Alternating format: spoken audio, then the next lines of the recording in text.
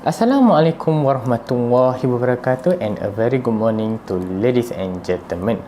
My name is Mama Afif bin Hisham. My matric number is 146963 and I am from group 7. Young leaders are better than old leaders, but how and why? Before we go in deeply into the topic, let me define what a leader is. A leader is a person who leads a team, a society, an organization, or a country.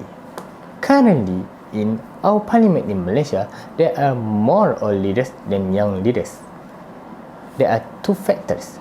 This is because some young leaders are not given enough opportunities or chances to lead their own society, while some old leaders are using their own money for lobbying their position. But that's not the problem yet. Relax. The problem started when some old leaders are already over 60 years old. And 60 is the minimum age for someone to retire in any job field. And some of them frequently making controversies that make him look back and the surrounding too. For example, the MP of Pasir Salak, Datuk Tajuddin Abdul Rahman, has a lot of controversy going around him for the past 20 to 30 years. And these controversies prove that this kind of leader are not reliable anymore. I have some points on why young leaders are preferable than their older counterparts.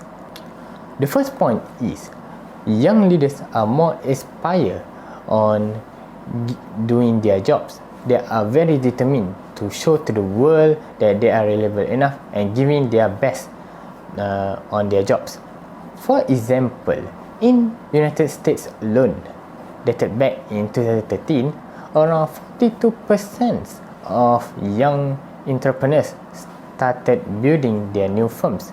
And we can see already some well-known successful entrepreneurs such as Mark Zuckerberg of Facebook, Elon Musk of Tesla, and Jeff Bezos of Amazon. They are successful in their businesses in such a young age.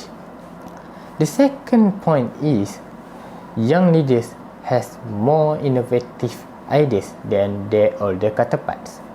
It is because they are just graduated from the universities, colleges, and some higher institutions, while the older leaders just relying on their experience on giving new ideas, and they are busy enough on doing the projects and doing the development of some areas, so they have lack of time on thinking of new ideas. For example, Sanna Marin, the Prime Minister of Finland, a beautiful country in Scandinavia, Europe. So what's her contribution to the country? Her contribution is she gave every parent in Finland 14 months of paid parental leave. And this helps some families on resolving their own problems such as financial crisis and some personal problems. And because of that, they can come back to their workplace with happy mood and better performance. And lastly, we can see that young leaders are more reachable than their older counterparts.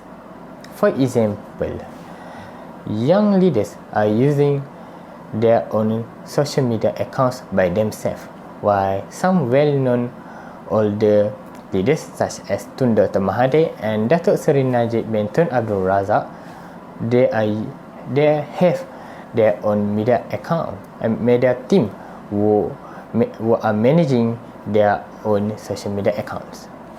And here's the difference. If someone from their society is seeking help by writing comments in one of the social media accounts, and young leaders are more proactive because he reads the comment by himself, so he can have help it in the faster time, such as Said Sadi when he's helping the needy in Mohd. It is his place, by the way. He's giving financial support, food and drinks, and some good specs, laptops and smartphones for students who are struggling in online learning. In conclusion, we can see young leaders has much potential on being a good leaders than their older counterparts.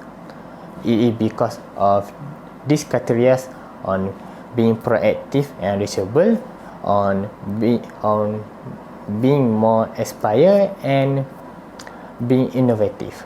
So if we want to have a good leaders, we have to choose young leaders because they can help improve our society in the future. Better society, better leaders. Oops. Better leaders, better society. That's all from me. Thank you.